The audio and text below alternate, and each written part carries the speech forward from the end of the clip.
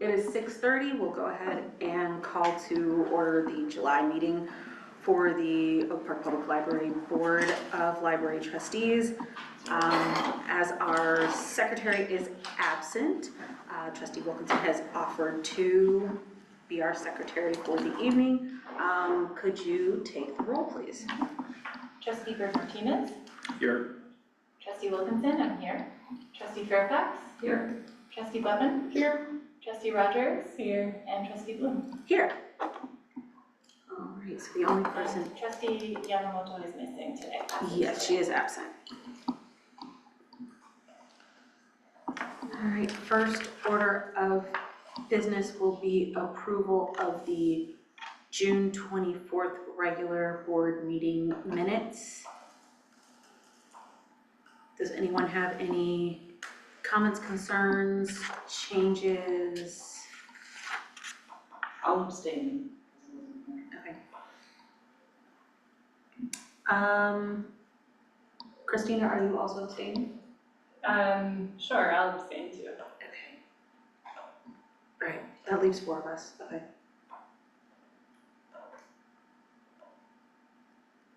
Not hearing any discussion, do I have a motion to approve the minutes from the June meeting? So moved. I'll second. Perfect. Moved by Trustee Putman, seconded by Trustee Wilkinson. All those in favor? Aye. Aye. Opposed? And we have 2 abstentions. Yes? 2 abstentions. Okay. All right, we'll move on to public comment. We have a few public comments. Ellsworth and I received one via email today. For the public comment section of your upcoming meeting that I am unable to attend, I request that the library reinstate its subscription to the Wall Street Journal at all 3 branches. I made this request to the former head librarian and never received a reply. The Wall Street Journal is one of the 3 top papers left in the country and is in demand in print form. I know this because I used to read it, as did others, at all 3 branches. The current periodicals offered at the main library are not adequate for people who would like to be informed or do research. I can't imagine this is too costly to provide this basic service to the taxpayers of Oak Park. Thank you for giving this your kind attention. Ellsworth did also respond, letting them know that it was available online. Their response was that they are aware that it is available online, but difficult for them to read, and that they are not the only person who would prefer a paper version. They also reiterated that they didn't feel it would be too costly to have this as an option, and that it would bring people into the building, and that the Wall Street Journal has a very broad appeal to the Oak Park population. We also received a postcard, and just full disclosure, Ellsworth and I had a conversation about this beforehand, about whether or not we consider this public comment. I sort of made the decision that since it is addressed to the library board, this isn't something that happens very often, but when else would we all be sitting together? So I am assuming that it is meant for public comment. I love our library, but it is not as accessible for neurodivergent people like me. The lights are too bright and overstimulating. I get headaches and anxious. The hand dryers are too loud and it makes my body hurt. Please consider fixing these things. It is unsigned. And we have one public comment in person, Rory O'Neill.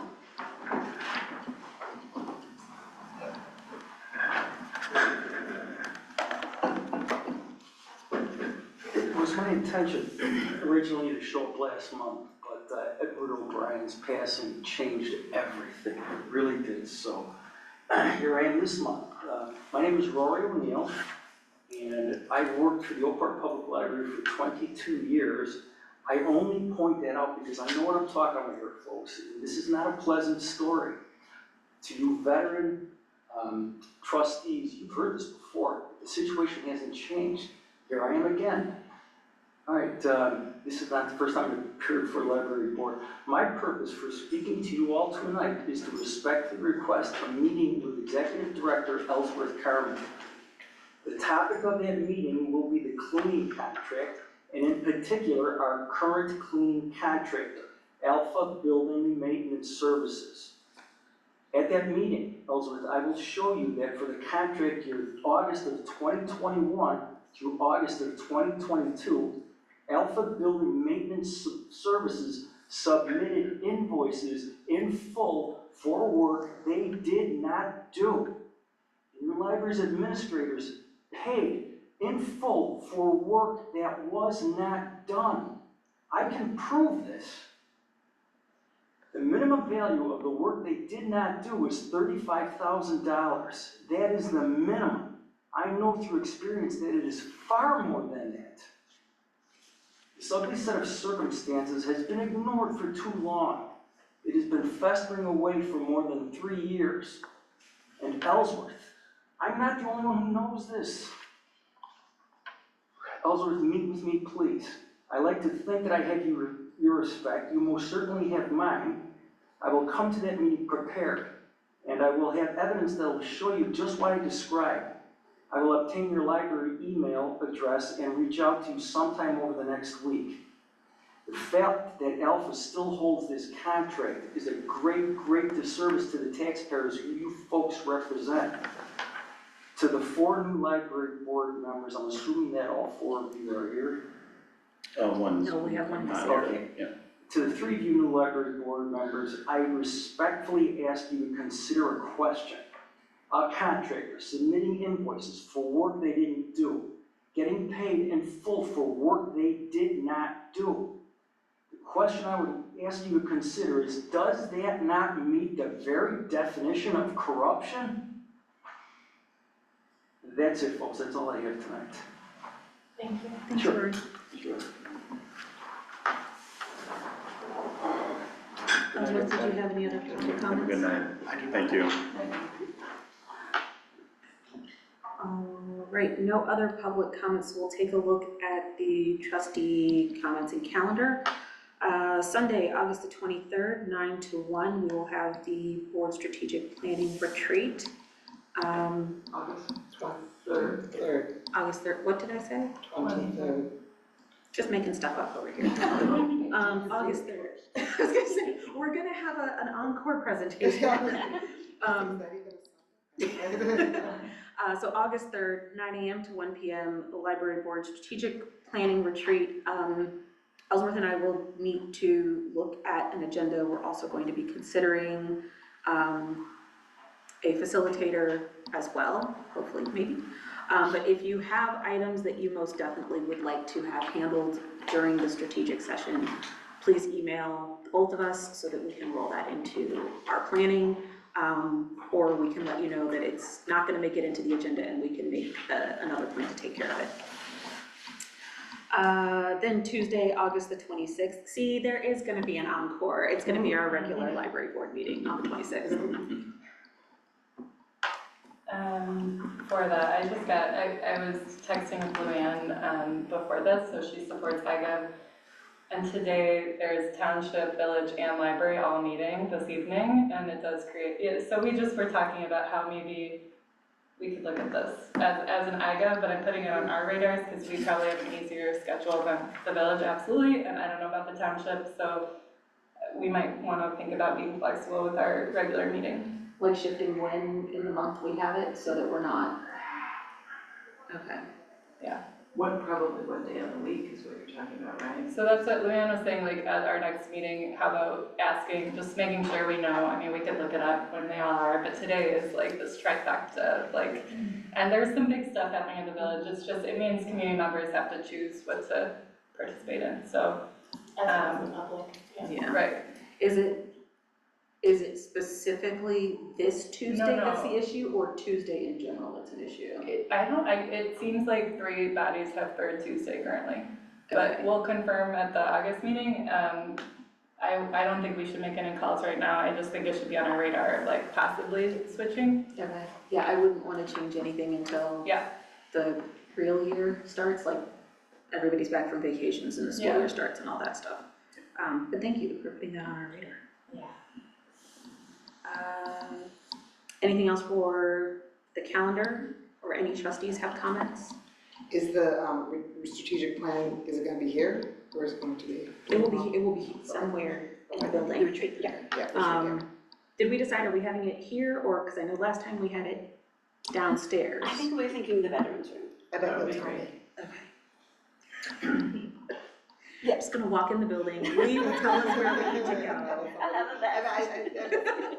Yeah, so we'll get you some flashlights, Very and good. wave us in the right direction. We have leadership team as well, right? Yeah. Yeah, so we need someone bigger than here.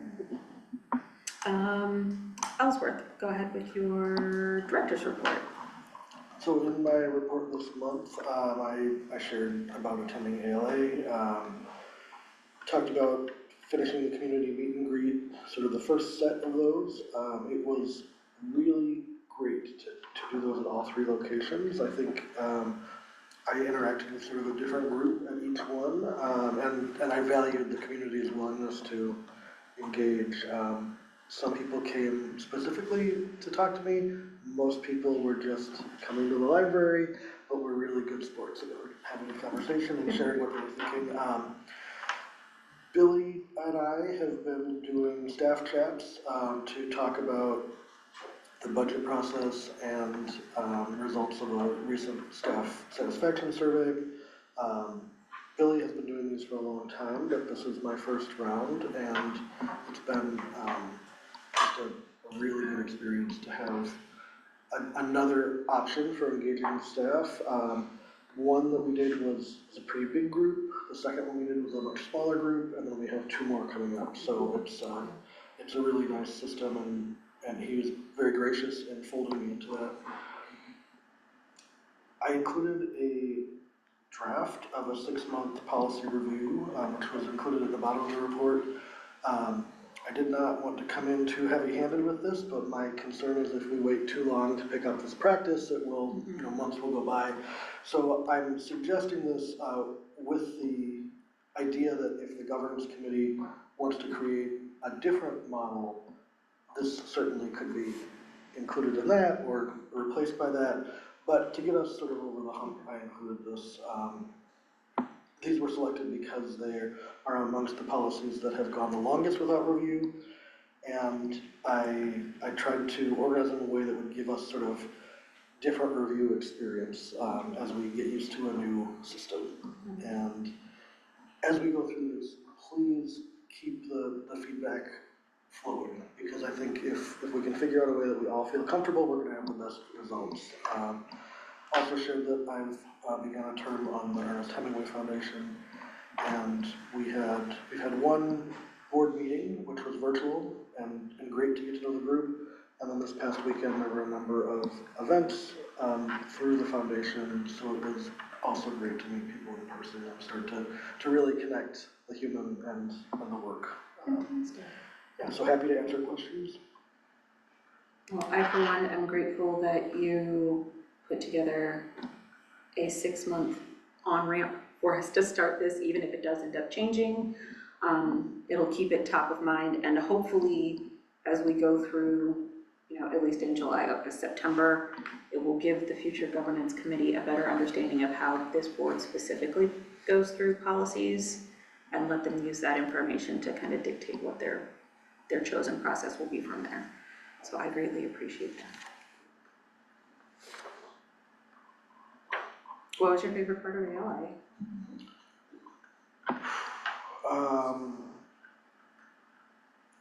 I would say the sessions I went to about library governance were my favorite because I'm really into that. But it was also great to see sort of the hope in the attendees. It's a really big conference, and to connect with directors, not just of public libraries, but of academic and special and medical, to kind of talk about what's working, what's not working, and one of the biggest topics in both structured and more casual environments this time was about thinking about staff wellness and staff well-being as well. How do we keep the library environment somewhere that staff feel good about and feel like they want to keep coming back every day, which depending on the type of organization and where you are geographically, there's a lot of different challenges going on. So that was a great part of it. And we sent 8 staff, so it was also really fun to see colleagues in a different environment and sort of see how we each navigate the conference. We were able to gather for a staff meal while we were there, and again, just kind of connecting with folks outside of the normal day-to-day was really nice. Awesome. Any other questions from them? Alrighty. Staff reports, we'll start with strategic priorities report. Yeah, so we pulled out a few things to highlight this month, and I'm going to go through a few just to know a little bit, just to sort of bring attention to them. The first is thinking about our multicultural collection. This is a collection that we've had for a while and have kind of continued to curate and to make sure it's relevant to our users. So the collections team worked to expand the collection, and we haven't had an expansion in a while. Yeah. Right? I mean, it's been a few years. So added 9 new countries to the circulating kits, and also enhanced the browsability by putting them more intentionally on appropriate display shelves. So we're curious to see if this will change use, but it certainly makes it easier to navigate. And I would say staff do get significant interest sort of in people who walk by and want to learn more. So we're hoping that the new countries will add some depth to it as well. Can I ask a question about that? Or Yes. Anyway, I wanted to know if the kind of the seed of the multicultural collection that was donated by a community member, is that community member involved in the conversations about how it's going forward? No, they're not. The multicultural collection, which was kind of housed at Joel, was under the Department of Community Engagement. But because it is a collection, and our department does curation, and creation of collections, it kind of naturally kind of moved to us. I have not spoken, I think I've had an email, from Lynn, is that? I'm trying to remember, I'm sorry, I'm not remembering the name. That a community member brought it to my Yes. attention and wanted to make sure that that's being considered. So we've kind of changed how we're doing the multicultural collection. It was a collection that was built on donations when it was at D97, and so we've kind of changed that model a little bit. Basically, we're doing what we would do with any collection in terms of curation, which is we are slowly building the collection. We are working with, consulates and cultural heritage organizations to kind of get a better sense on what kind of artifacts should be in these kits, as well as providing information about the country or the culture. We're doing it really intentionally, like we're making sure that like everything that goes into that box is authentic and that particular country or culture is comfortable with those items on display. So it's kind of been a work in progress. I don't believe we've reached out to Lynn. I have had an email with her, but like with any collection, we always welcome feedback. And thoughts on that collection. But it does look quite different than when it was at Dole. There's just a sector of the community that has some concerns about the items that were originally gifted and making sure that those are treated respectfully and that they know what's happening with it and that and that the original donor is so involved. with any Like not the collection, entire, Yes. I see how you're like evolving and it's changing. it is So they evolving and wouldn't it's have changing. a say in like everything, but just communication about what's happening. Yes, they can of course reach out to us if they have any concerns, and we can kind of go through the process of like how we curate that collection. Yeah, I think I gave them your contact info at the time. This was a number of months ago. Okay. But since it came up now, I wanted to make sure. Oh, sure. Kind of close that loop.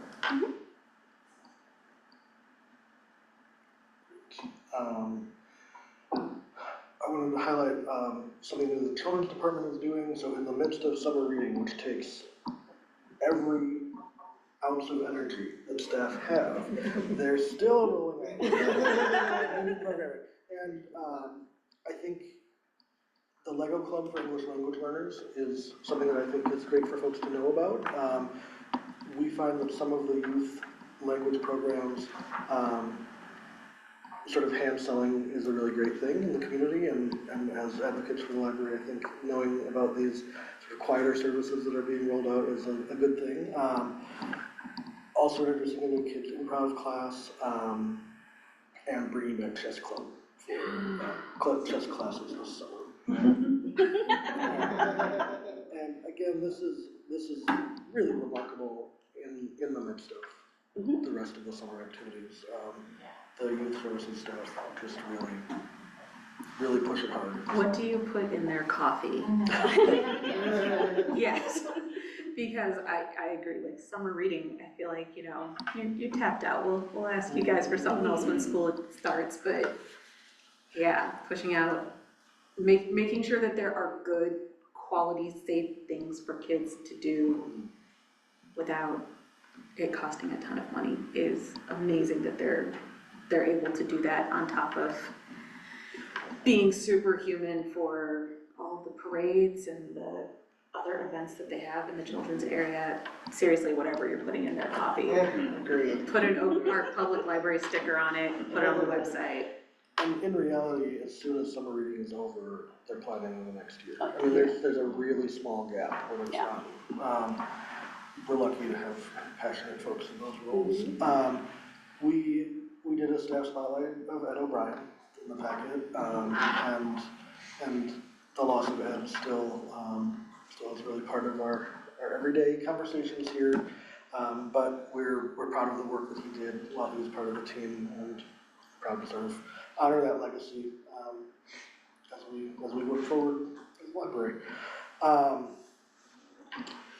I would also like to talk about the staff satisfaction survey. So this is something that is done every 6 months. I think everybody on the leadership team was really interested to see how this round of the survey would go. It was done in June. We had a 79% participation rate, which is 108 out of 137 staff members, which is a little bit of an increase from the last time, but not far from what we typically see.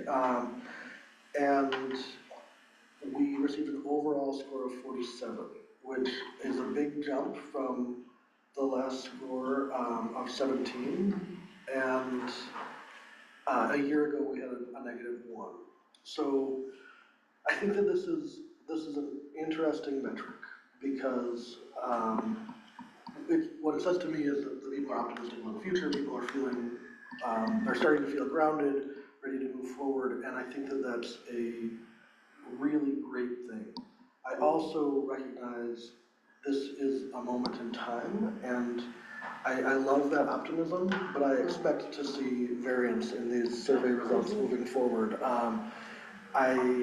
Again, I'm really optimistic. I'd love to see increase over increase, but what I think is special about this result is that it does demonstrate that people feel like things are good, getting better. And I think that's really powerful with the amount of change in library administration on the board. So felt like a real positive. Billy and his team do an exceptional job managing these surveys.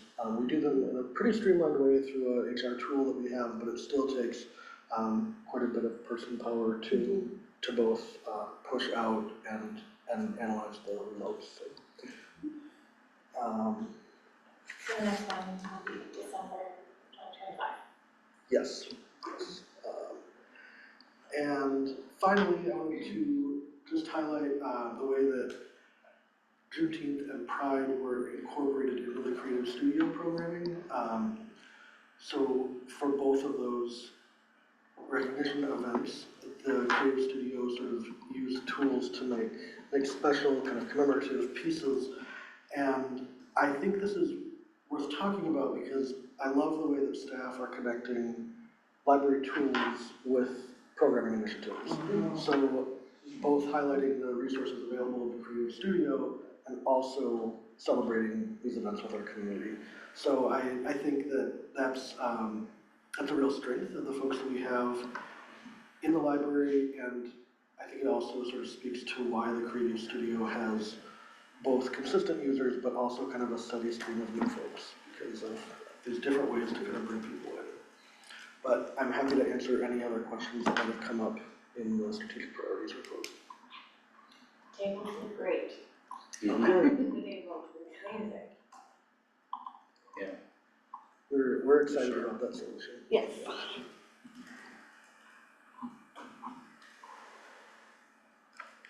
So we talked a little bit about budget, but let's get to that for a minute.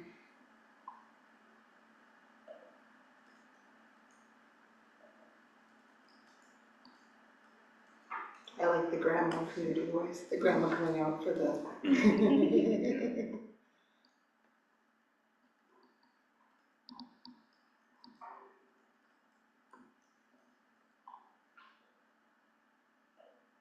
It's exciting that the Creative Studio has a new sewing machine.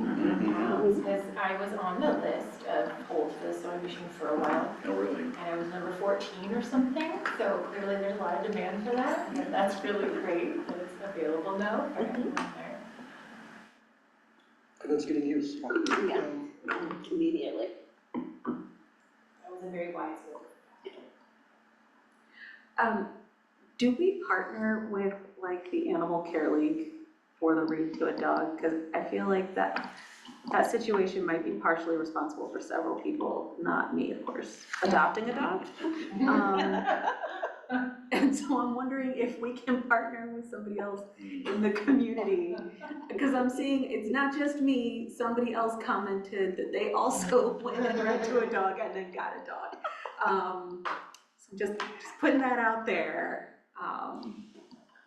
Yeah, but jokes aside, it is always really great to see, especially kids who are not super confident readers, like they just get confident out of nowhere because there's a fuzzy friend just will listen to anything and just wants to look at them and spend time with them. So Yeah. I'm glad to see that.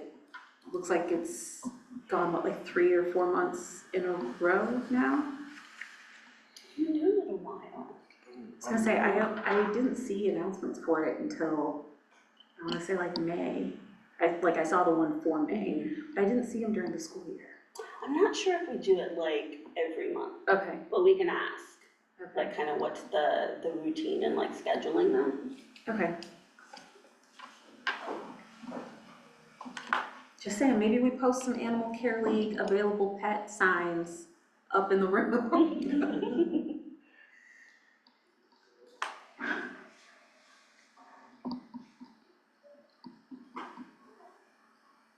I was gonna ask about the parade, but that was in July, so I'm gonna not ask.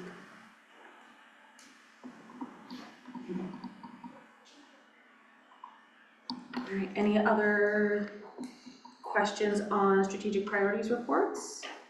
If not, we will move on to core use statistics. So number-wise, there's not anything too surprising here. It looks about like what we expect for the summer months, but Lee and I are happy to answer any specific questions that people have. I feel like meeting room and study room use is always going up. And since we are on the cusp of budget season, and because our last master facilities study not as useful as we would have liked because it was done just before COVID. Does staff see that that is something we need to start considering, looking at maybe not just here at Maine, but at other places to have study or meeting rooms that are available to the community? Like, are we always maxed out?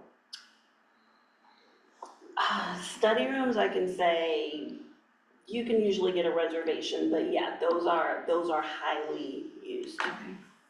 Meeting rooms are also popular, but I feel like there's maybe a little bit more availability. It depends on like how far ahead you can like plan your event. Okay. But I don't think any public library will ever say they have enough study rooms or meeting rooms.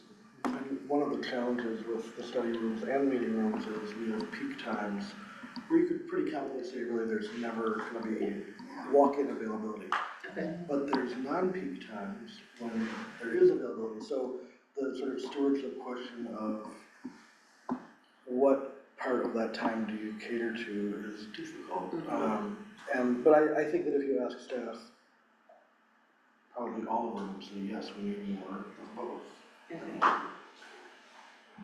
Is there like a modular solution, like something that would be study rooms that could then be dismantled during non-peak times?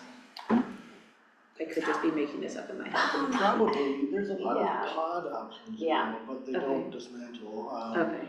And we could look at some options. We also, when we do another space study, prioritize that as a question. So what would be is there a way to take a meeting room and create study rooms during certain times? That was gonna be my next question is, with the study rooms, like, what are folks using them for? Like, how much are they? Like, I know if I used one, I'd probably be sitting there jabbering on Zoom all day. Nobody's gonna wanna share a room with me, but are there folks that are doing silent study time that they might be able to use something that's a more hybrid situation? Like, are there other ways we can consider trying to make that space accessible? I guess I just, There's like the quiet room too, right? So like if they wanted to work with, and what's the max, 2 hours or 3 for study rooms? I do believe it is too. What do And are the peak hours are the peak hours the same or different for the study room and the meeting room? I think it'd be different with overlap. Yeah. But not, I don't think it would be perfect. And new additional study rooms were added 10 years ago. Yeah. So, I mean, at one point, we did figure out a way to create more. The need was really apparent at that point. And we could do, we have all the data of how often they're used and things like that. And if we needed to, we also could add some optional data collection from users in terms of a little bit more about what they're using them for and how. How realistic are the pod options? Like what's the cost, how much space do they take? Is that a really realistic option or not really? I'm trying to think of the library that I visited that had them. I think at Helen Plum. Okay. They have them kind of in the middle of the public floor. They didn't take up a lot of space, but like Elder said, they're not really something that like you can. Yeah, I know they'd be more permanent, but it just, yeah. I just never, they're not really, how realistic is it, I guess is what I'm asking. We priced them out in my last position, and I can't remember. I mean, they're a lot. Yeah, I know, That's that's kind of what I thought you'd say. But they're less than Building, new construction. yeah. And I think the hardest thing about pods in my mind is they're gonna work for a group of people, but there's also a lot of uses that they can't be, that they won't meet. But we could, if it would be helpful, we could certainly get some numbers. I mean, yeah, if it comes to that, I just wanted to sort of put that out there, how realistic it really was. Yeah, Semi-realistic. I would say realistic with budgeting in advance. Like if the idea was, could we add 4 or 5 this fiscal year? Probably not. But if we were thinking about, do we want to pilot one next fiscal year? Think of, we could. Yeah. Again, they're less than. that's kind of why I wanna think about it now before we get into budget season. Like, if we know if it's gonna be like $1 million, like, then we know it's a no and we'll go on with finding another solution. How is it, are there study rooms spread across the 3 library branches too? Or are they all here? Because I've only done them here. There's study rooms, like I said. Are they in the Yeah. jungle as well? There's Okay. only one, but. Yeah. Oh, just one. So it might be that not adding them, Opportunity. Yeah, not adding them here at Maine, but maybe looking for, maybe a pod would be a decent enough option at one of the other branches. Does Dole just have one? Dole actually Dole just has like a meeting room, so there's no study room there. And then Maze has one.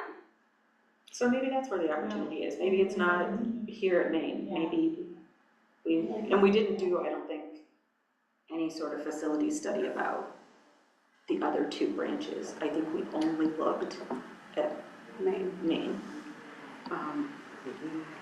It wouldn't be hard to get some numbers from members.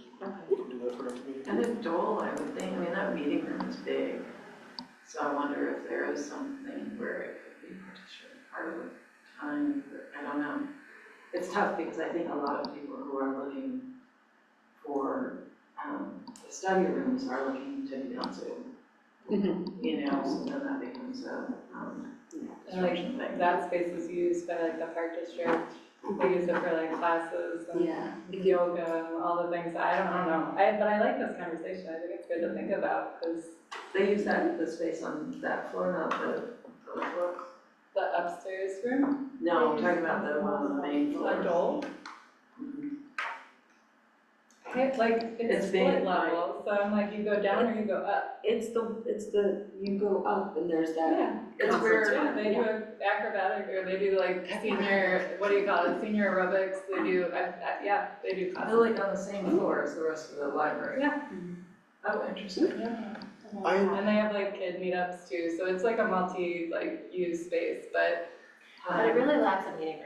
As Yeah. someone who in the last few weeks tried to find a place to have a meeting there and ended up outside on the steps on their phone because there isn't one at Dole, Yeah. I think that it's a deficit at Dole that I just. or just like lean in, cause it's a really decent child space, like you guys have the school bus thing and like it wasn't so safe maybe if it was a child space, but like I think it is like, it's not great at all of these things, so if maybe we did pick a lane, it could be better. But I don't know how that works because we share that space with parks. I think there may be space in the Dole library footprint. I think so, like within, yeah. Yeah, I think, the pods, one of the draws is they have a fairly small footprint, so I Yeah, think that we can do a little bit of investigating between meetings and come back with some. While we're looking at this, can we do that in conjunction with the public comment we got here and see if any of the pods are more neurodivergent friendly? That way, if we're buying something to put somewhere, I understand you maybe can't turn down all the lights all the time, but if we can provide a more regular sensory appropriate space. And yeah, maybe we find out, would it be possible for us to ask the folks who use the study rooms here now if they would be willing to use study rooms if they were at the other branches? Because I'm wondering, to your point, like, are they just coming to Maine because that's where the study rooms are? I think so.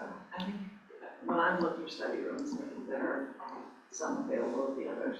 I would consider that. And I would be interested to hear from people who maybe, I don't even know if there's a way to get input kind of from people who've been using the study rooms over time, or if it's, starting now, going forward, what's the best way to get some feedback about, kind of what and why and what really, patterns. I'm sure the staff has plenty Like, of I know I did anecdotal, when I like, was, looking for a job. I think there are a number of ways that we could give optional, the option of giving more information.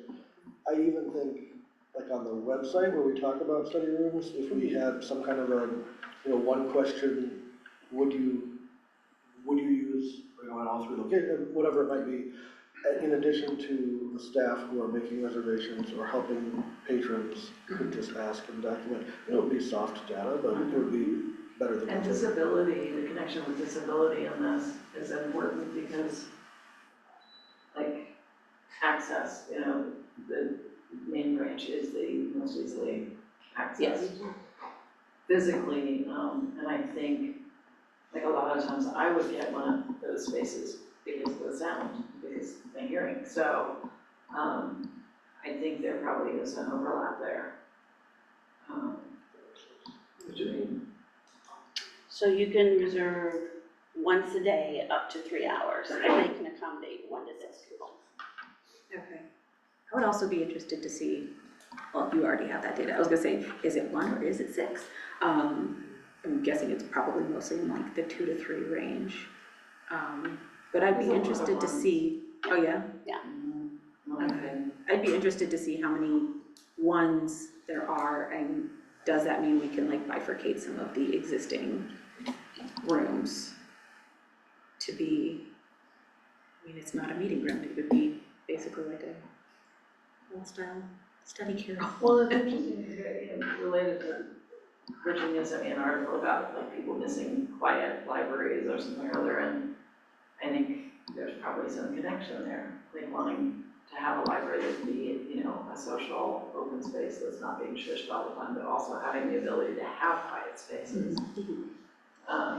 And I think those rooms serve that purpose. And, when people are looking for a job, they can't afford to go and buy $6 coffees To use a sit, cafe. yeah.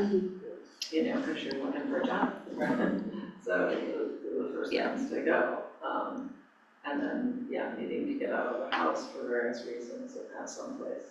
And to be able to do Zooms where you're not at your work. It's also one of the very few places, if you have a small child, that you and said small child can be, and you can do adult things and have an adult conversation, but also have your young person with you, which not great at a coffee shop, not great at a lot of places, but the library is someplace that you can feel safe doing that, and so. Yeah. I wonder if maybe it's worth plugging the quiet room. If, make sure that people know that that's a space that's available as well, because it is kind of tucked away in the back, and, people may sort of forget that it's there. So if people are wanting the quiet part of the library, maybe they don't know.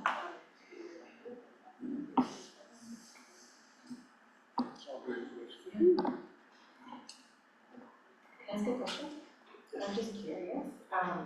The only thing on the statistics that have, the core use statistics that have really shifted very significantly is the online resource use from year to year. I'm just curious if you have any insight on that. It's a pretty sizable shift, almost doubles. I'm just curious why you think that is. What do you think that's, we can attribute that to? So, definitely during the pandemic, that spiked. I think we all thought once things opened up and the pandemic was over that we would see usage down. But I think what happened was a lot of people realized, oh, this is a resource I can use.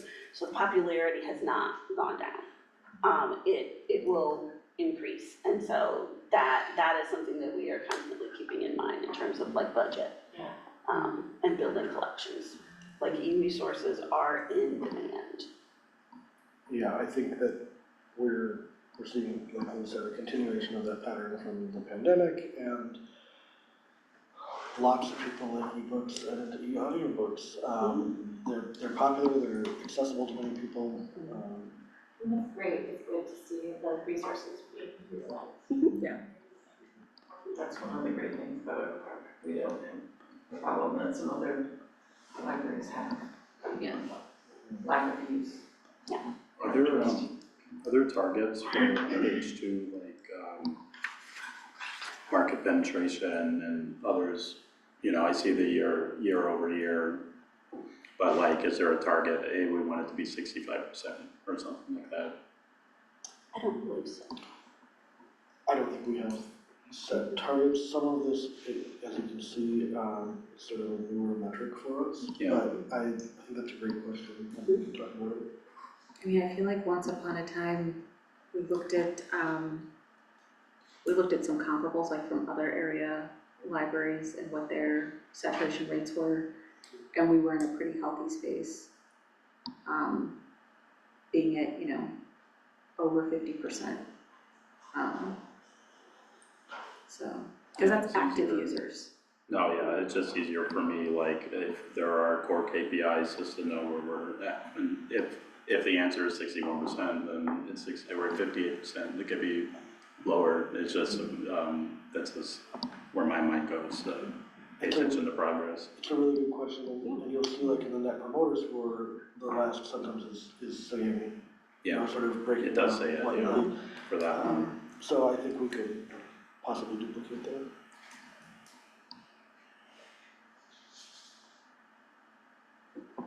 Any other questions on core use? All right, additions and separations. Ooh, look at those book bike tributes. Yes, lots of summer folks coming in, Awesome. interns, book by. Mhm.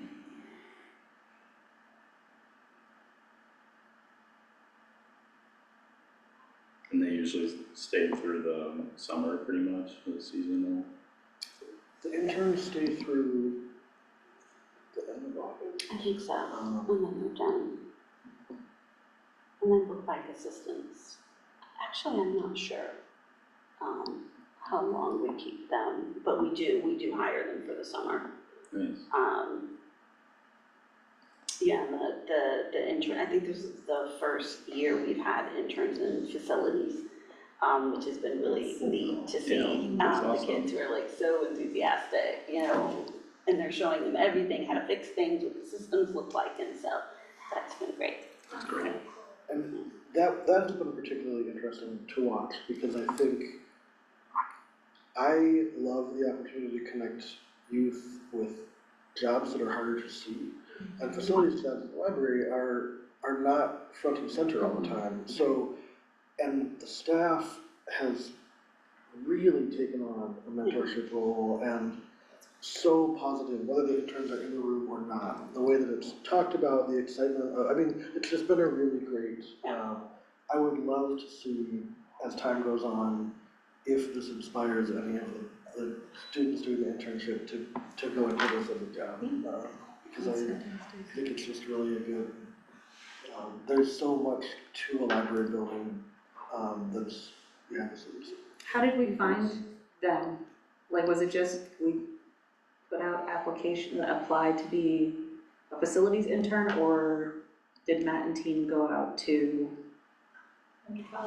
schools and present it as an option? No, I think they worked with teen and middle school services. Okay. And I remember them doing interviews in this room, so it was like actually like a mock job interview with like questions and things like that. Awesome. Do you pay our interns? Actually, I think they're I think so. yes. But yeah, and then we always have interns in collection services, and the nice thing is eventually, like, we have hired some of those interns, and they've been at the library for a while. So yeah, it's really kind of giving people a taste of like what it is to work in a library, and that has inspired quite a few people. So are they like high school age or college age, or is it a mix? I think it's a mix, but I think it's more like high school. I think they're in school. Yeah, well, I hope we pay them, but I am curious about that. Well, I was curious about if they are employees. I think all of our schooling benefits are only for full-time employees. So like tuition reimbursement Okay, and stuff? yeah. I just noticed there's a comment there, or, Oh, don't make me do the thing. no, it's, might just be like an auto. I'm sorry, I didn't know the screen, I just want to see you all. Oh, monthly, Oh. Jennifer. That's the great thing about having library staff watch board. Yeah. Man, should have clicked that little red button sooner. Yeah, I'd be curious about that I think we have a lot of encouragement when it comes to providing tuition reimbursement or tuition support. Yep. Specifically for like library services, but if we're starting to branch out what kind of interns we have, do we want to start, and maybe it's not monetary, maybe it's something else, maybe it's credit or something else, but do we want to start looking at ways that we can support those other interns? Because I know there's a lot of support we already do for, if you're coming into collections or something like that's already kind of built in, but if we're starting sort of a new facet, how do we replicate the support our other interns are getting there? And I think Jennifer popped up, she said book bike interns are paid. Thank you. Thanks, Jennifer. We can provide more information about the interns in general and also the facility interns. And maybe even ask if they have anything they'd like included to share with the board. Because I think we'll want to hear more about their experience too. Yeah. All right, I think that covers both additions and separations and staff changes. There wasn't one staff change. If anybody has any questions about?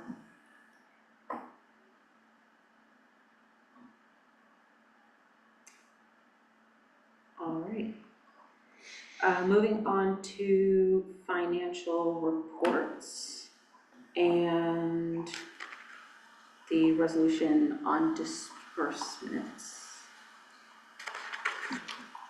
So we are just about spot on as far as where we are in the budget and where we are in the fiscal year. It's a different kind of style of budget management to move from operating at a deficit to operating with a balanced budget. So I think everybody is thinking carefully about how this progresses through the year. Of course, in the library, we have expenses that we pay the bulk of early in the year, late in the year. And so it's not an exact, every day we spend X percent. I feel comfortable with where we are, happy to answer specific questions.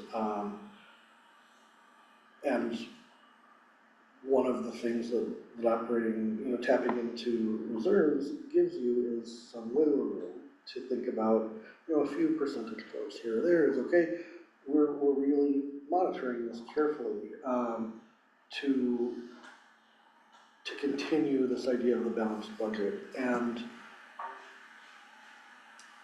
so far, we're doing fine.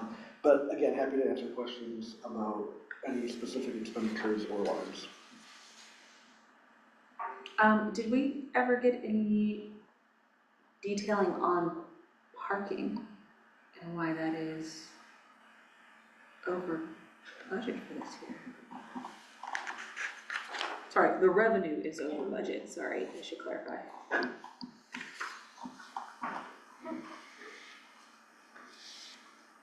Yeah, before we were wondering how to do with the electric. Like how long people were staying or, because there's no paying for parking if you're here under 2 hours. So. I did not know that, but I can bring it to the next one. Okay. And also, I was here one time when there was a community member like trying to get out and trying to deal with parking, and Lee came in and helped it and solved it. But while she was frustrated, she was expressing the concern about having to pay so much to stay at the library for a long time. So I think that's something to kind of keep in mind also while we're looking at that, is people who need to be here if they're working on a project or, job hunting or whatever the issue is, and how much it ends up being if you are here for a number of hours. One thing we could consider is I'm thinking about how we could check out museum passes, maybe for folks who are in certain kinds of situations. Or we talked about why it might be infeasible. Or why the thinking behind why the payment structure is the way that it is. What if there were, you can check out 5 passes for the day for a year, or even taking a project, we should do that. So we should find a way to meet without having to completely restructure it. Yeah, and it's a tricky situation because it's right in downtown. Mhm. So people park here. Parking and then is go- our problem, it's a village problem, and Right. So, but for somebody who wants to come here and work for a period of time, and then it does that.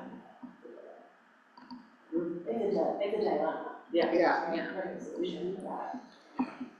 And like you said, being downtown, when everybody else runs out of parking, we become right. a place where, or And something's it's happening in expensive, Scobell then Park. to be the first. Yeah, if something's happening in Scobell Park, like guaranteed, our parking is full, so. I mean, it's something to think about, but I think it's a bigger problem than us. Well, and there's the big parking garage right down, yeah, now I'm like, whatever. No, there's a big parking garage on the, yeah, there seems like there's, I don't know, I've never had a problem, but now I'm being flipped. Some cities also have, the ability to enter your library card number in a pay station for a free hour or 2 hours. Obviously that takes collaboration with other Yeah. other parts of the village, and would bring up new dilemmas. would solve some things and not solve other things. I don't know that there'd be any interest in pursuing something like that here, but it would expand the footprint a little bit of where things can park. And in the models that I've seen, the use of a library card is limited to, the blocks immediately adjacent, or there are other rules and regulations about it. Most models I've seen also, the library then reimburses the parking costs, either in part or full. Okay. So it would. So technically, we're paying paying parking. Would have a Okay. budget impact, but Like it's, a validation system, basically. yeah, Well, that's what I'm wondering, like, what about a validation system with somebody that people park in the garage and then they're here in the building and they get validated either in some way when they're checking the book out, or when they're leaving, or whatever, because they could just be spending time here. Is there a way for us to look at because I know you're already gonna look at the parking information, like when we're getting that income, like when are people going over the 3 hours? Can we look at that in conjunction with the meeting, That's the what, study room? and that's when I was experiencing. Yeah, because then I'm wondering, like, then is it a package deal? Like, you got the room, you also get parking for as long as you have the room, and that eliminates some of the conversation. But I also, 20 minutes on your side. yeah, I mean, I also don't want to change the structure without us having a really good reason to change the pay structure. And understand the consequences of doing so. Yeah. Like, 'cause I want us to be sure before we ask to Strategic, change yes. something, and that's gonna take coordination with understanding, like, what does it cost to park elsewhere outside of the library to make sure we don't become the default place? Exactly. Because then those folks still won't have a place to park when they get here. And we've had emails and comments before about people saying, I just parked outside for a minute and I got it, like, so we know it's a thing, but I don't want us to become, hey, I'm going to the dry cleaners, I'll park at the library as a response. Exactly. we could absolutely pull together some numbers and start with sort of a report and conversation, and then if that needs to expand into more data, we can do so. But I think that might be easier to have the conversation if we have that information from us, so we can work on that. And when you talk about the sort of intersection of parking and study room use, is that sort of to see what the peak periods of both are? Yeah, well, I'm wondering if those are the people who are staying longer. Because if there's no charge for parking under 2 hours, that means you're really staying like 2 to 3 hours. And that to me says, I've rented a study room for 2 hours, or I'm coming here for a program that I expect is gonna be over 2 hours. And if those kind of peak at the same time, then we have a little bit of, not the whole answer, but we might have a little bit of the answer. If they don't at all, I just have more questions and I will preemptively apologize. And the other problem is you think that through, right? You think, okay, you can get validated if you have a meeting room for 3 hours for 20 minutes each side. Then you might have a spike in people getting meeting rooms, saying if you're parking there in the meeting room for a half hour, then they go do their shopping. Like, I'm just saying, like, There's it's always like gonna ramping be- up. Yeah, you just gotta be careful, But I don't- strategic. I don't wanna plan for I the think least, or the But we most don't wanna have, disingenuous the patron. one thing is we don't wanna then have a problem with the meeting rooms, because people are booking meeting rooms when the parking is really the Right, outcome. but I'm I just saying don't, we have to be strategic and It's careful, not that's my that only easy point. to book the meeting room. we'll worry about that when we get the pods and there's Yeah, enough meeting rooms. I'm just saying there's, being strategic and getting information is step one. From like a Oak Park, like bike-friendly neighborhood though, I also don't wanna make it too easy, like I don't wanna like give people validation without them asking for it. I don't wanna like promote car culture over other methods of getting here. This is a central location. I almost never utilize the parking lot, and I still come with my 2 kids. So like, there are cases where you need the parking. There's a lot of cases you do not. And so I guess, to me, this isn't a priority of ours, but I could be convinced otherwise with data. So I want to see information Yeah. before we. We'll pull something Yeah, together. it's purely anecdotal, but Yeah. my experience personally and with the patron is. I think it's important to think about the purpose of the parking and to decide, does the board think that some purposes have more weight than others? We have approached it in the past as this is an amenity. There's a set number of spaces, but we do not ask what you're doing, why you're doing. We don't say one use is more valid than the other. It reminds me of in earlier days of public internet computers, when we'd have patrons saying, I'm working on my resume, so I should get more time than the neighbor on the computer who's playing a game. And libraries didn't buy into that either. We thought, your use is your business.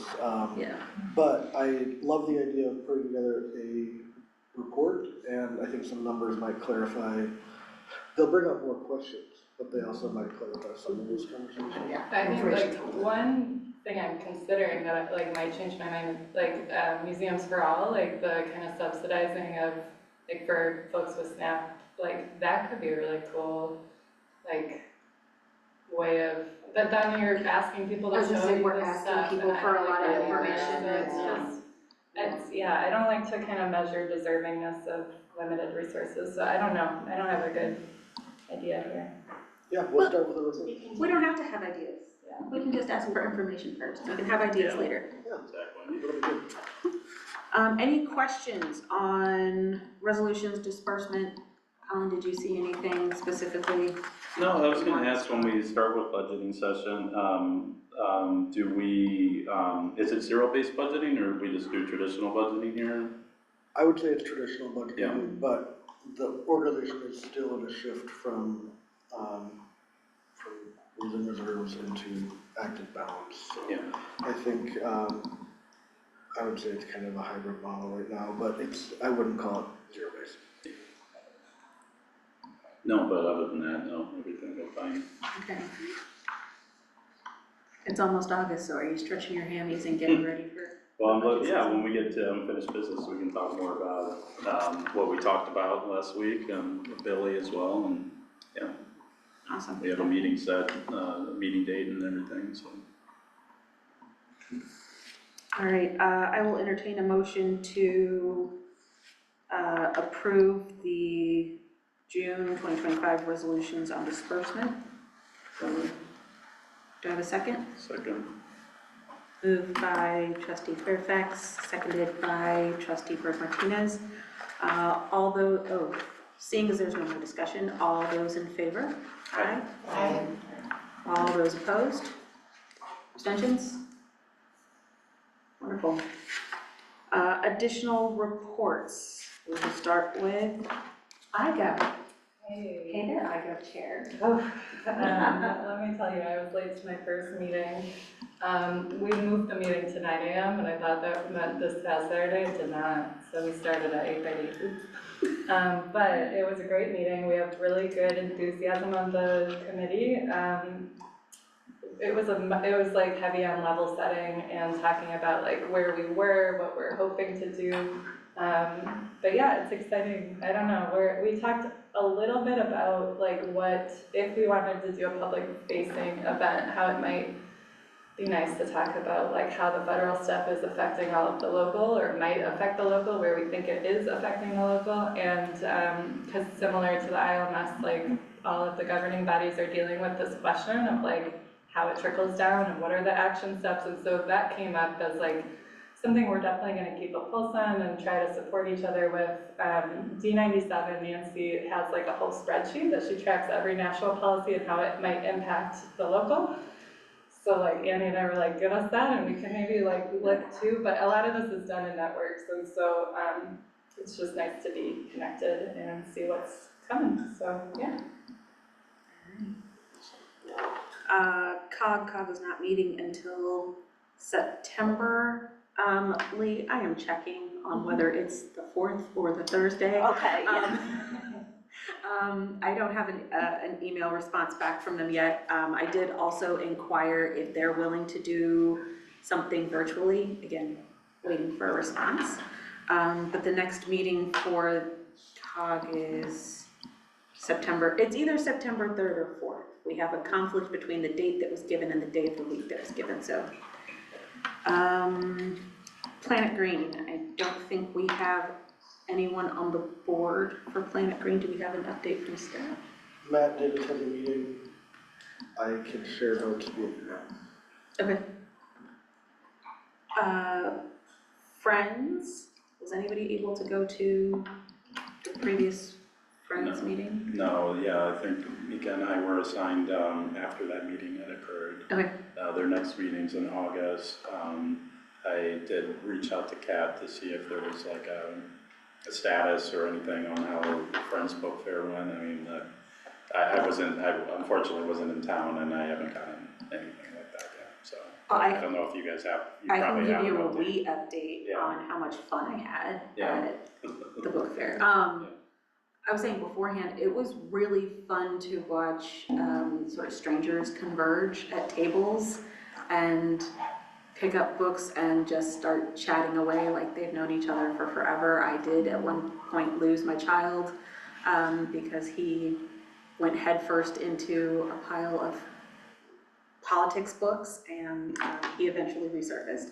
But lots of really excited patrons, lots of people that I spoke to who are not Oak Parkers, but who were excited to come to the book fair, like it's something they look forward to, and actually caught a couple of patrons like doing our work for us, like cornering other people, being like, you should come to this library because did you see that they're gonna do this, this, and this, and oh, if you like that book, did you see there's gonna be, you know, this speaker, like, I just took my name tag off, walked around and bought some books. There was nothing for us to do.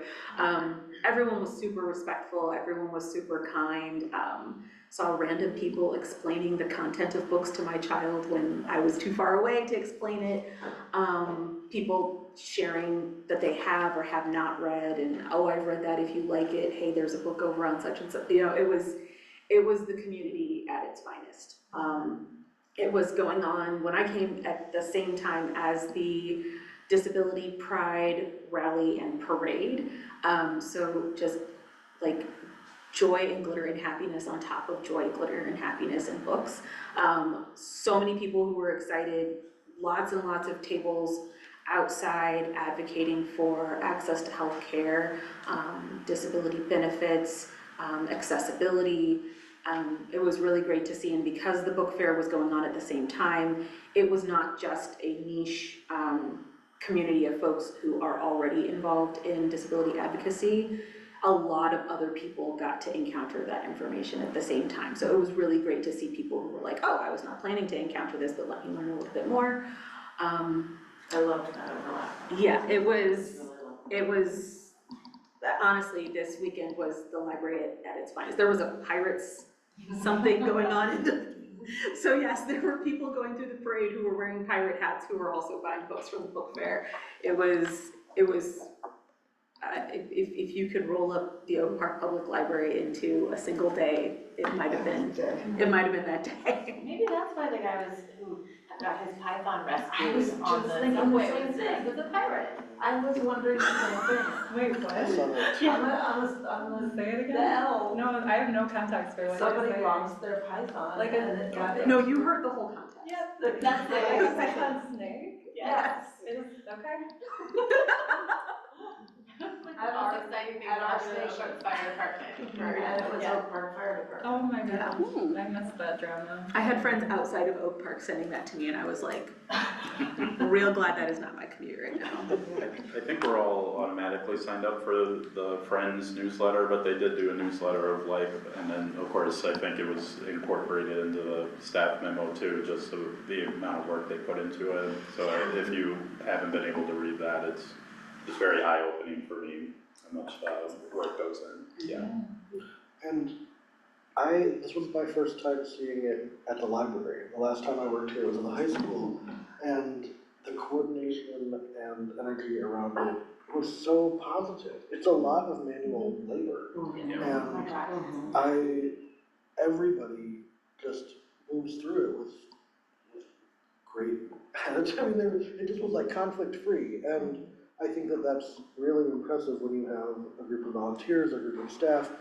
Patrons are involved in the weeks leading up to and the days. I mean, it felt really well coordinated, and I think Russ and Kat just bring so much to this, and really the expertise that they've gained over the years.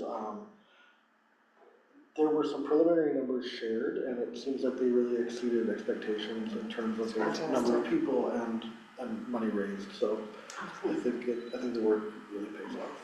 When do you think it would be appropriate? I think it would be appropriate at some time, check if everybody agrees, for us to give a thank you from the board, both to friends and to staff, since staff are so involved since it's in the library, and like what stage of the game would be. I mean, usually Good time. they come to the next board meeting and do a 5-minute recap and then kind of give us the total. So I think if we know when that is, can you, Mika, find out when they're planning to come by? And then I think that would be an appropriate time for us to coordinate with that. I did also add, there's a pizza party. I'm sorry, I've been adding things to everyone's calendar because, as I said, if it's not on the calendar, it doesn't happen. No obligation, just as I see things, I'm throwing it on there. But there is a Friends post book sale pizza party where I think they're gonna talk a little bit about what happened and kind of do their own internal recap. And so hopefully some of us can make that. Out with Purpose, are we still waiting for when the next meeting will be? Yes. Okay. And I tried to make it to their Pride event, but it got Yes. canceled because of the rain. I did that too. I got there and it was very dull. I had Yeah, I was texting Tim, I was like, should I come? It sounds like though, before the rain happened, Yeah. library staff said it was vibrant and Yeah. fun, lots of folks. So. Okay. Oh, that's disappointing. Okay. I'm glad to hear that. Collaboration for early childhood. I did reach out to Shannon Ellison, who is the director of programs or something, so I'll keep you all posted. Okay. I think before, last month, we also talked about knowing who on the staff is already working with the collaboration. So that we're, I say we, royal we, so that Christina is coordinating with them. We're not duplicating efforts and all that good stuff. Sure. We'll do that next week.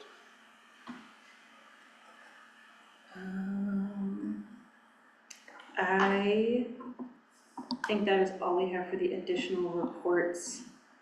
Unfinished business, we don't have anything under unfinished business. I think we are tabling further conversation about the committees until the strategic meeting. Again, if you would like to be a part of one of these committees, please let me know. I have had a couple of volunteers, but I also know some people have been a little bit out of pocket. I'm sorry, let me backtrack, because I think this will cover iGov and potentially the advocacy committee. I am going to speak with Monica Harris tomorrow at Rails and ask her if they have something they are already putting together for calls to action, or if they would be willing to kind of kick some things our way when they would like us to spotlight them. I figure, why reinvent the wheel? Yep. So after I speak with her tomorrow and sort of explain what it is that we're trying to do, hear her response, I will let you all know, and we can figure out how we want to coordinate based off of how she feels it will be best to coordinate. But if somebody is making a spreadsheet of things, Yeah. if she has some actual advocacy pieces that you think would be appropriate there, then. Well, so that's D97. I'm actually meeting with Nancy tomorrow. I can ask, I haven't seen the spreadsheet yet, but I think she got it because they're a part of some like education trustee meetup. Oh, And so like, I think that's, if Monica has any opportunities like that for like us to link up, like, I don't know if it would be partner libraries or like, I don't know, if there was some opportunity to talk collectively about policy, that would be amazing. Okay, I will pick her brain. Or even just have like an online group, like, cause I don't know, I'll find out from Nancy how they're connected with other like districts, but it sounds as though they're in conversation with nearby districts to kind of work together on those bigger policy issues. So we might just have to be proactive and start reaching out to other trustee boards and. Yeah, or if something exists where there's like a table, that would be great, but if it's more informal, that would be cool too. Okay. Open invitation, I will be speaking to Monica tomorrow around noon-ish. If anyone has any questions that you would like me to pose to her, please shoot me an email. All right, I'm sorry. Unfinished business, does anyone, Colin, you said you had? No, I thought, like you said, wait until the strategic meeting, because I think the finance committee meeting happens after the, board retreat anyway. Okay. Yeah, so, Okay. no, there's nothing. And then advocacy, I'll have a little bit more information from Monica tomorrow, and then we can start looking at how we want that to take shape. And then the governance committee, I think Megan and Ellsworth, you guys have already met and have started on that. So, yeah, I'm comfortable tabling those until after the retreat or during the retreat.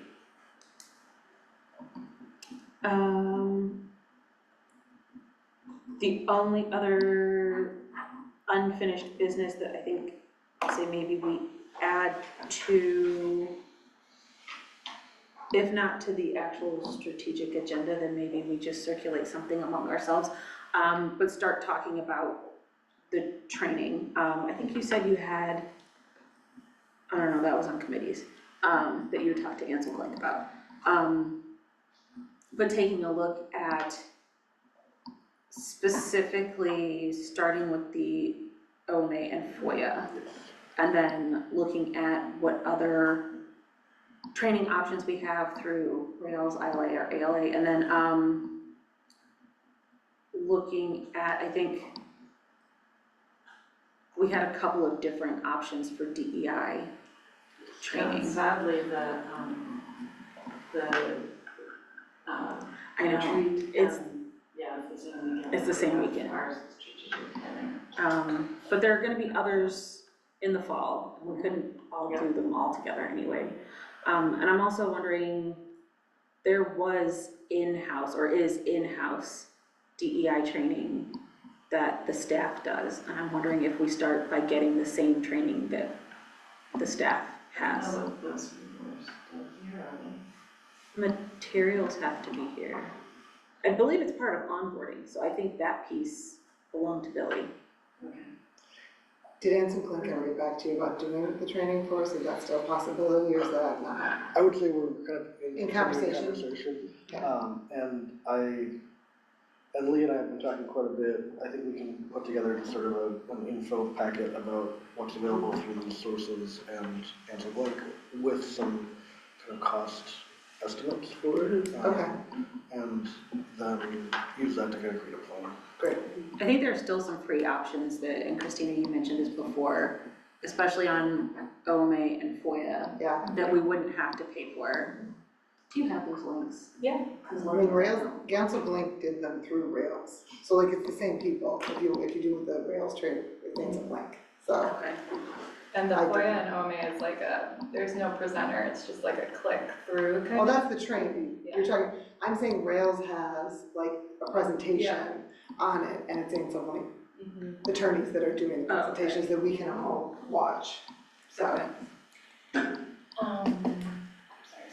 Can you send me the links and I'll Oh, put it in yes, the- I'm sorry, let me. Sorry, take I'll that put right it in now. the July recap. You don't have to do it this way. Well, I don't do it this second. I was gonna ask though too, cause one of the things, sorry, I'm going back, but the ILA conference, is like it's August or something? October. And you had asked like, do I wanna be a member of ILA? I guess I thought we were members, so what does that mean as a trustee? Like, did I not have membership or am I? I think we are. I think it's maybe- just the new trustees that have to opt in. I'd have to ask Or like, what does Billy. membership include, I guess? Cause if I thought I had it, maybe I don't need it. I mean, I think you get, you definitely get the publications emailed to you. You get a discounted rate when you sign up for, like the ILA annual conference. I will check with Billy. I don't believe we just automatically get every board member a membership. So I'll have to see like who has one and who does not, but we can get a membership for any board member that wants one. And when you were talking about Nancy being with groups of other trustees, Yeah. being an ILA, there's groups of trustees, so it Yes. probably is worth. We just haven't This is- utilized them, yeah. but like, we definitely, But we should. I think we did, cause I got the publications before from ILA, so maybe from attending, like I got registered, I don't know, it doesn't matter, but I guess I would defer to you and Billy, like if you see it as a necessary for us to be a members, if it's cheaper or you guys decide. I was gonna say, Value. I would like to consider going in October. I'm gonna go. In which case it's probably cheaper for me to be a member. And I think that was one of the statute members were supposed to be members too, of some professional, I don't remember exactly what it said, but when I was looking at the statute, we're supposed to be members of some, I don't know if it was ILA specifically or if it was some professional I know the association. ALA, their, the trustee discount was significant. Yeah, they, For yeah, trustee members. Okay.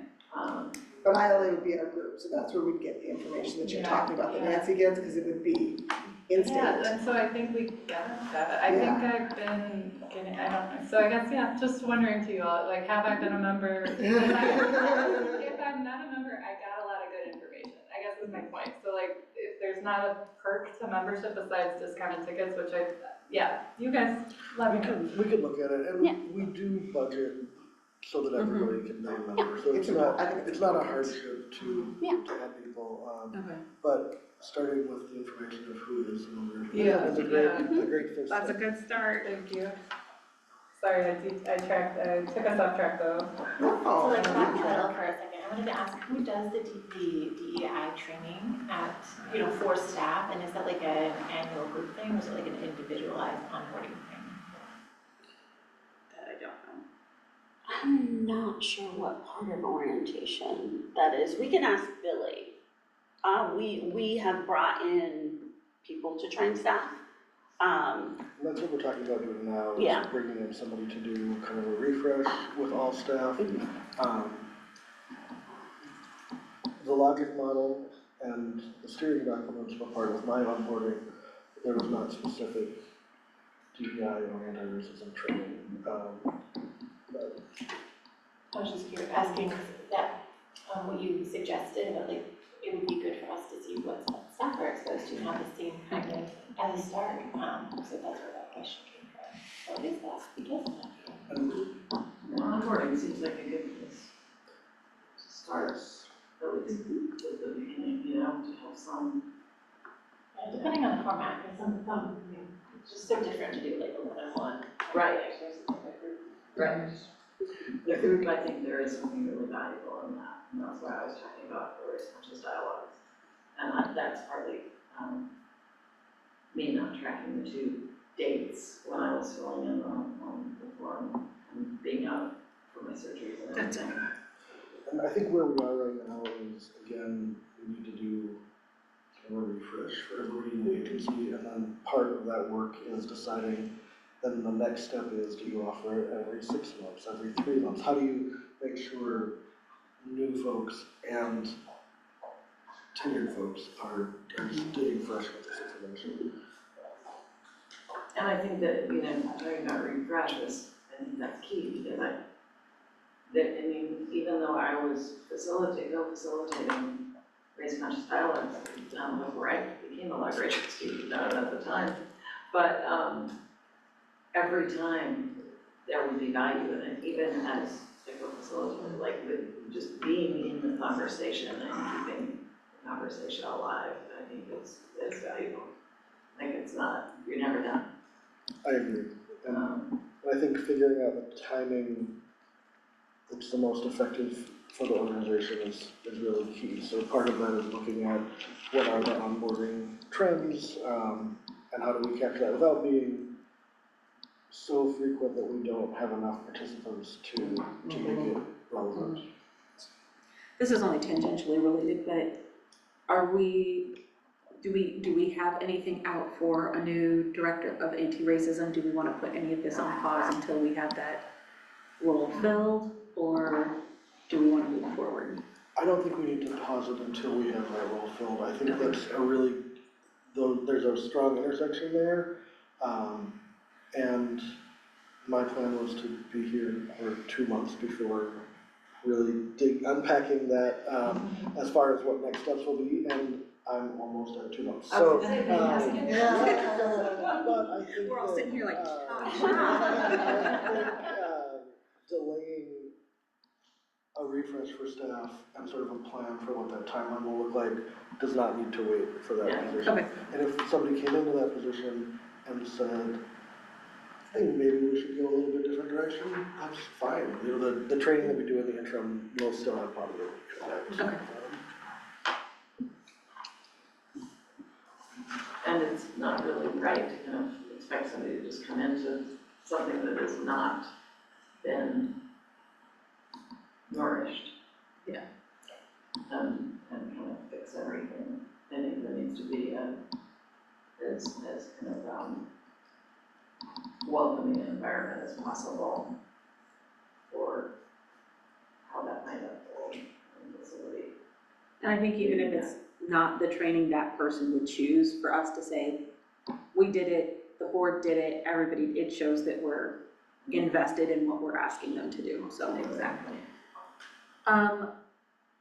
Speaking of the strategic session, you had some news on a potential facilitator, and then I think we have not spoken to Koya yet about whether or not they provide facilitators. Did we talk to anybody else?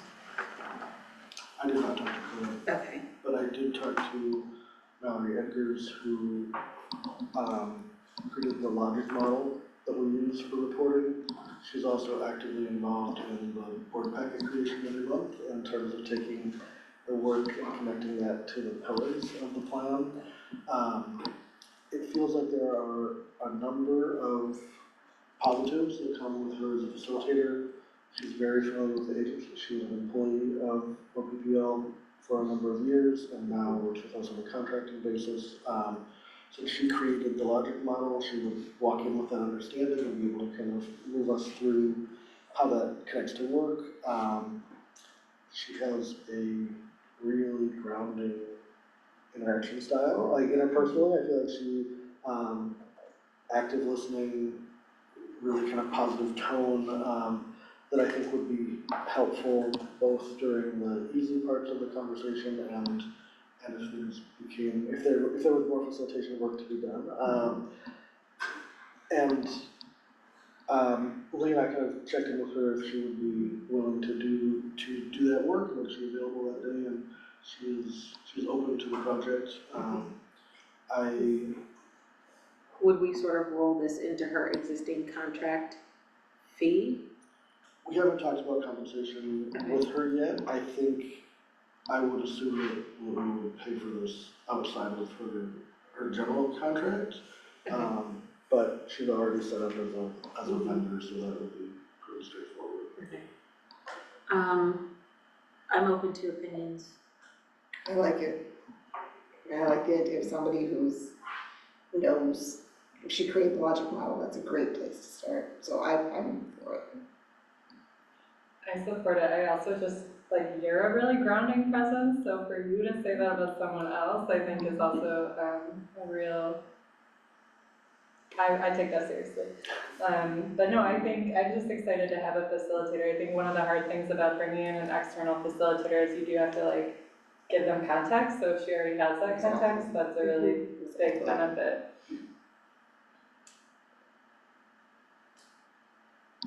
I'm just sitting here swiveling around waiting for comments.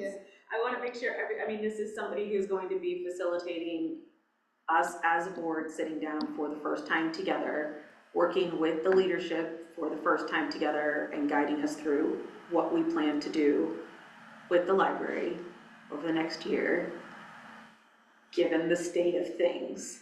And I want to make sure that everybody here is comfortable with who we choose to kind of guide us through that process.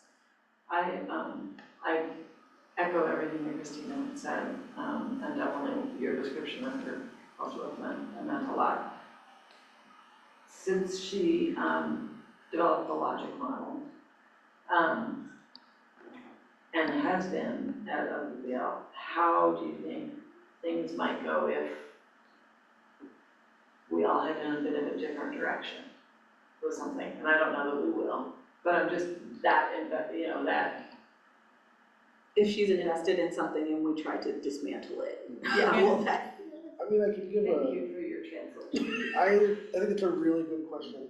To give a sort of example of changing course, I wanted to do a narrative board report. The directors before me had done more timeline-ish reports.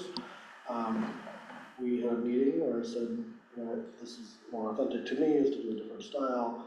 Can you think of ways to incorporate that? And it was exceedingly smooth. I mean, her response was sort of like, I hear you, let me draft something up and send it back. Here's how you plug in the new content. The next month, the table didn't fit in the original design, so we had another conversation about sort of how do we make this work. So in that isolated example, I felt like there was an absolute readiness to hear what the needs are and make it work for the organization.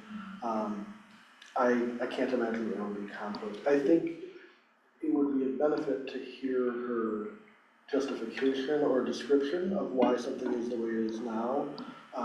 But again, I would be really surprised if there was any resistance to change. I mean, there may be excitement about sort of change. Yeah, I wasn't thinking anything like consciously resistant, as much as just subconsciously already seeing something structured a particular way and seeing it that way, and maybe when you hear somebody speak, perceiving what they're saying in a particular way based on your, do you see what I'm saying? I'm not saying an antagonistic, because you wouldn't have described her the way you did it. Right. That's a really great example. Exactly. That's a good point. I hadn't really thought about it that way. I think that she supports the way that we're currently using the logic model. And is it accurate to say that she developed it with staff, Yes. right? But she Yes. created this tool. Very much so. But in my work with her so far, I think if we observed that and it felt like that everything was trying to be fit into a current model and it didn't work, I think if we needed to say, hey, can we think about this differently, or can we sort of start with a different design? I can't imagine that not being welcome. Those are also very strong endorsements, so that gives me a sense of support and positivity around this proposal. I love the idea of having structure. Yeah. Going into this organized and planned. I think it's nice. Well, I know that wasn't an actual action item, but I wanted to make sure that we had broad consensus over this person facilitating, and it Yes. wasn't just a conversation with Ellsworth and myself. So, I think we're good to go with, Thank you. Would you like to be part of the sort of initial conversation that we have with Mallory about the day? Or would you like us to do that first and then come back for a second one?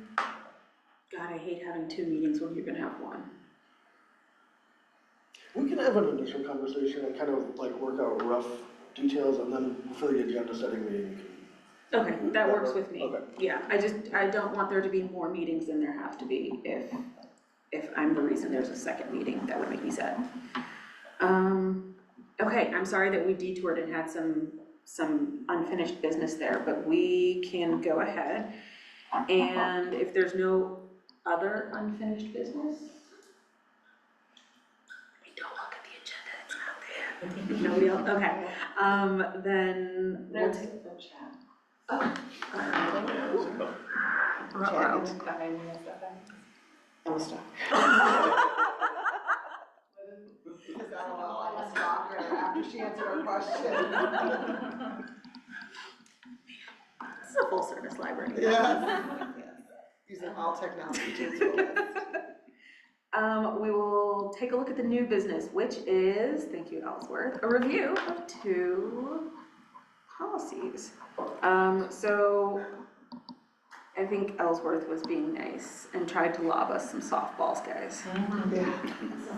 No, I love the deleted policy, it's just like. I know, I saw that, I was like, what? It just goes I away. can do that. So the first is exterior sign policy. It looks like the staff has already weighed in on this, and thank you very much for adding all of the staff members who weighed in, because that answers like literally 50% of my questions. So was there any context or background that you wanted to give us before we have our conversation? In general, I think what we're going to need to do as a group is move through all of the policies that need to be reviewed and do sort of an accuracy content update. And I think that in the second round, we'll want to look at tone, sort of how accessible they are, what grade level we're hitting. I think doing both of those pieces at once is overwhelming. And I think that we would end up with sort of multiple red line versions. My recommendation, what I did with these 2 was focus again on that accuracy of information and kind of getting it cleaned up and up to speed.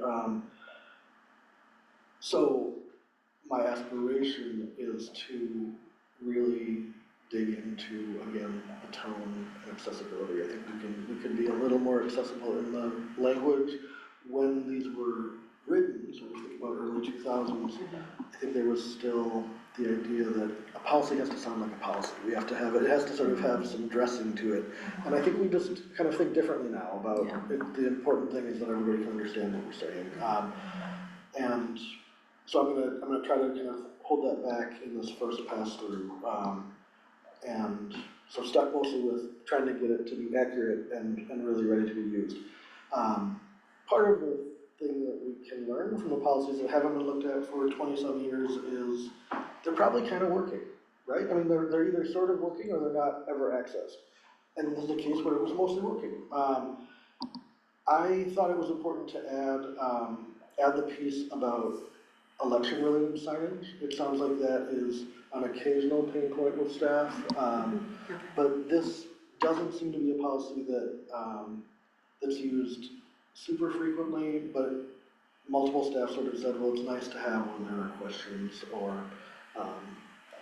the strongest recommendation from staff was to add that we remove unauthorized signs and dispose of them, so that somebody wouldn't come back later and say, I'd like it back after posting it without permission, and that we would have done something we didn't expect. Okay, I did have a question about that, like what, that was so specifically written, like, we will dispose of it, but that was a request from staff. Yes. Okay. Otherwise, you're gonna have a special collection of Which could be interesting. Frankly. And we did run both policies that are being discussed tonight through Amazon for feedback. Did you get it? Yes, their feedback on both exceeded my expectations in a good way, and we used significant inputs on the exterior signs policy. There were some recommendations that I did not put forward because it felt like they weren't necessary for the implementation of the policy, but the input was really valuable.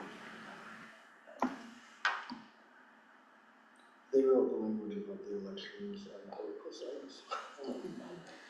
So yeah, 100-foot campaign-free zone around the library property would basically be all of it, right? Because park is a park.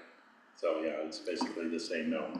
I mean, I think we all knew that already. I think this group knows it. Yes. Yes. Yeah, we had to. And really, on election days, the election officials that were on site manage that piece of it. Right. But I think it's important to still have it in the policy for staff reference and if there was ever an issue where staff had to enforce. Yeah. I see you added a designee. Yeah. I think that, yeah, so that was another staff recommendation. So many times these questions come on a Sunday afternoon or, at a time when I may not be available. And staff are so competent and able to understand and deliver this information that I think it's appropriate to not say it has to come to me. I can feel the question being asked, what is a village-wide concern? Do we have it elsewhere? Or is that sort of at our discretion? I'm fine with that being at our discretion. I think that it is at our discretion, and that, I mean, per policy, that would come to this group for this reason.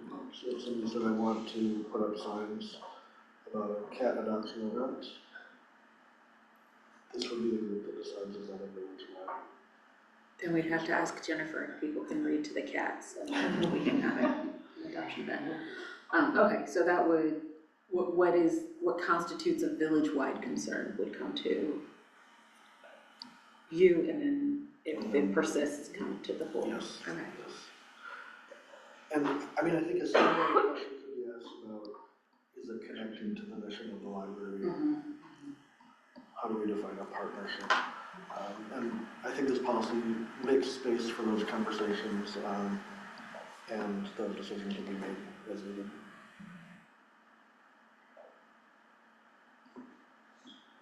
I wanted to define what is an appropriate size and decided that was overstepping.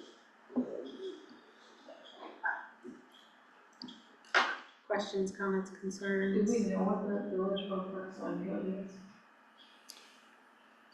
I don't have it in front of me, but we could look it up. I was just curious, what does that complies with the village road works on here?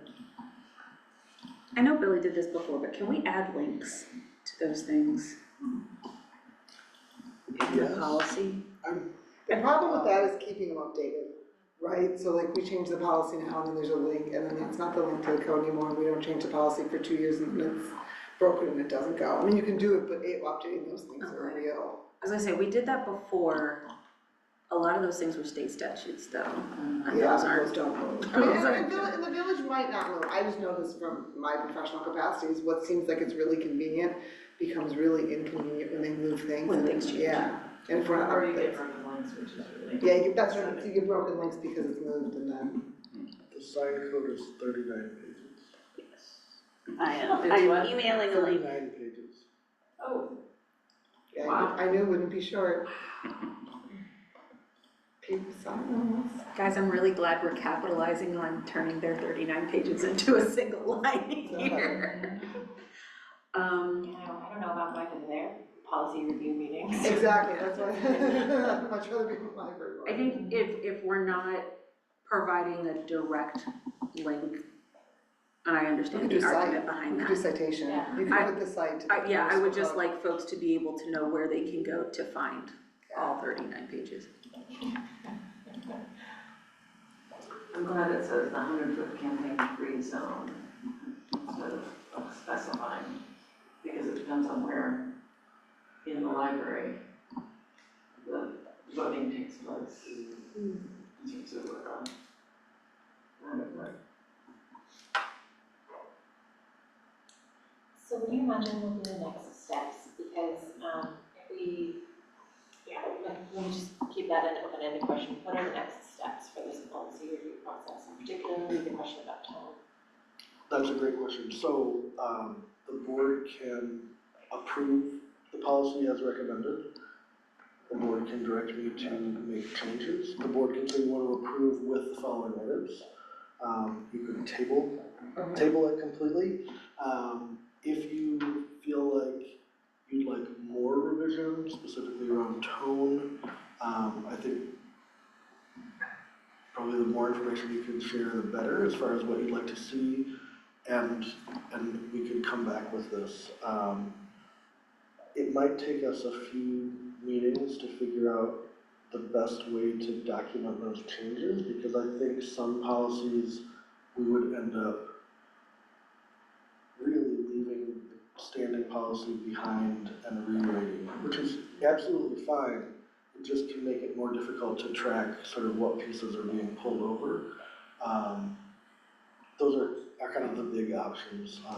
When you said that it would be like a two-step process, where like the first step would be accuracy, like that seems what we did, and then if we voted to adopt it, are you imagining that there would be a second process of review for that, or like what's just That's how what I is understood what you were saying too. I was imagining getting through all 77 policies for accuracy. Okay. And then second round Review for being, town. so You really like these. 3 years from now. Do you like it? It's I important. mean, I've been looking forward to this part of the meeting. But, I mean, I find the tone part to be the most intuitive edits. So I'm not worried about sort of the additional investment in these. The ones that we've started with are sort of lighter policies. So I just want to make sure everybody kind of is thinking about their own workload as we get into the heavier lifting. It feels like a long time to wait to go 3.5 or 4 years to make some of the accessibility changes. But we've gone a long time. Yeah, however, remember that when, in the past, when we have reviewed policies, a lot of what we've had input on is tone and accessibility.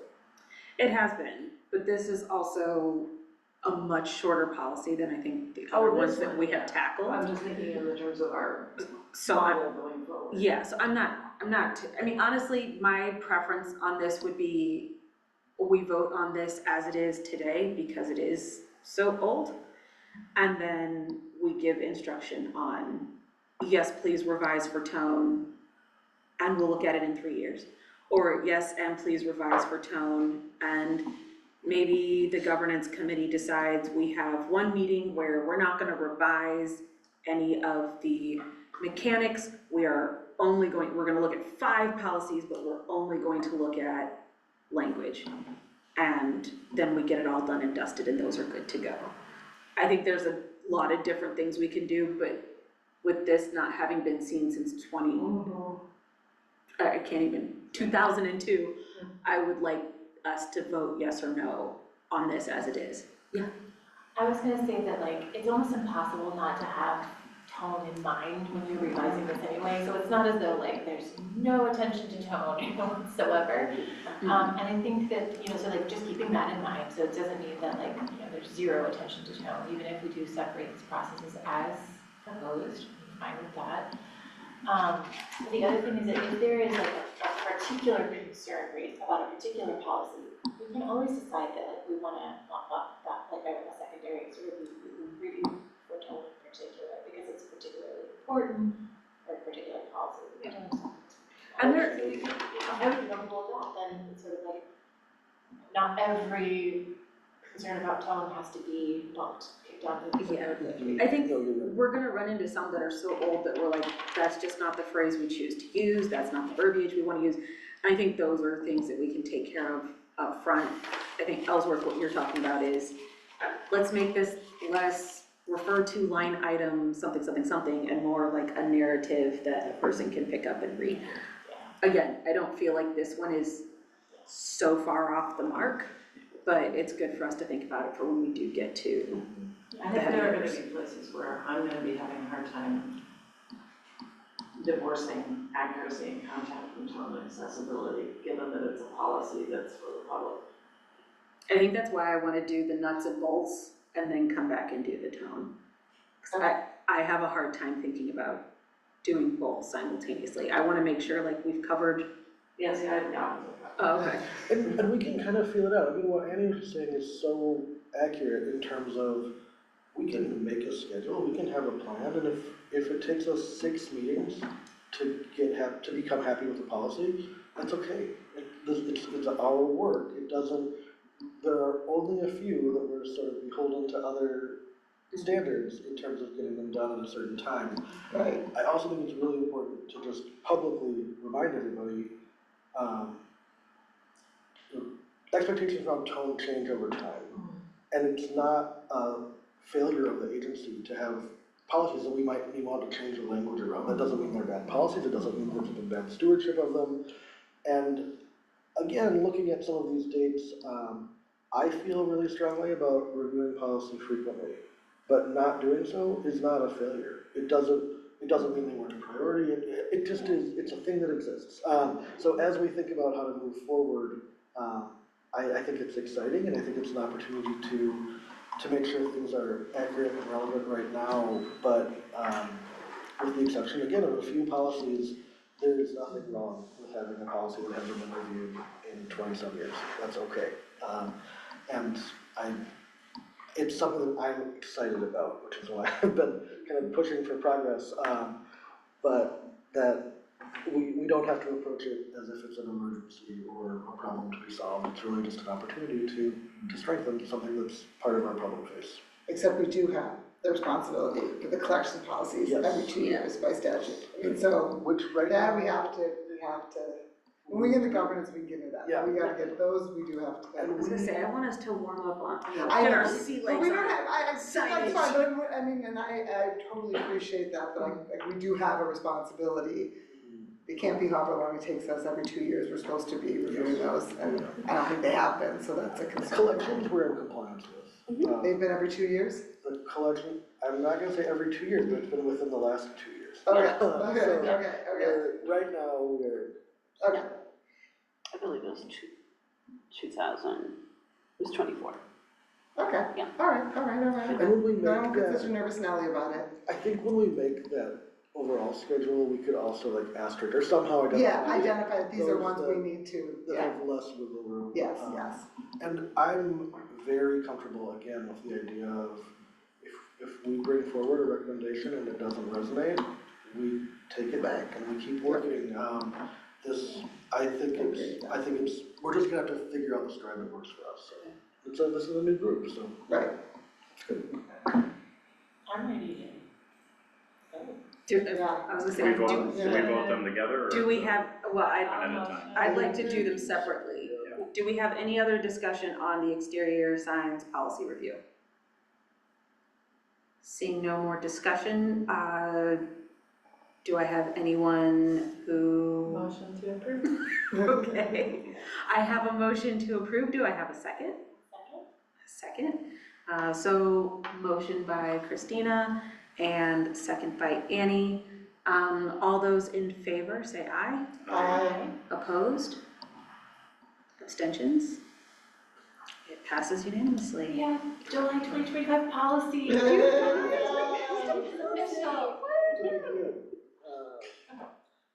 One down, 70. 76. Let's just hope that Constable of Signs doesn't show up at a circulation next tomorrow for approval. So the next one is it's interesting to have this in our first group to look at. The duplicating, displaying, or publishing materials owned by the Oak Park Public Library policy. This again was last reviewed in 2002 when it was adopted. And the idea was that it gave the conditions for lending non-copyrighted material. Of course, Lee was the first person that I want to talk to about for lending material that we believe is not under copyright. Could you give an example of this? Because Yeah. I have trouble visualizing this. Like what would fall under Yes. something that's Sure. not? So, let's take the Dear John letter from the Hemingway Foundation. I believe there was a time when we would have charged a researcher to either digitize that or allow them to use it. I think the big thing to say about this is, like, we're about access. We're not gonna charge a researcher, for labor scanning a photo and sending them a digital copy. We're not going to charge them for, you know, the use of that particular image. Like, we're about access. We consider it part of our work to, if a researcher wants something to be digitized, we will do that. We have no problem with that. And so, yeah, basically this policy is just not something that Special Collections has ever used since it's become a department. And it could be ephemera, it could be, there are other things in our collections that, that would not be subject to copyright, but is owned by the Yes. library. So as Lee and I talked, and as sort of other people weighed in, and we did benchmark this with a couple other large public libraries that have archives. It just feels like the way that we do it in practice is on an individual basis. So we hear what the researcher needs and what they want and how they're going to use it. Typically there is citation to the Yes. library as far as ownership. That was gonna be my question. And when we shared this with Anton Blank, their response was sort of like, this is unusual. And they agreed that it could either be completely removed or we could reshape it to basically say it'll be case by case, which I don't feel like we need a policy for. No.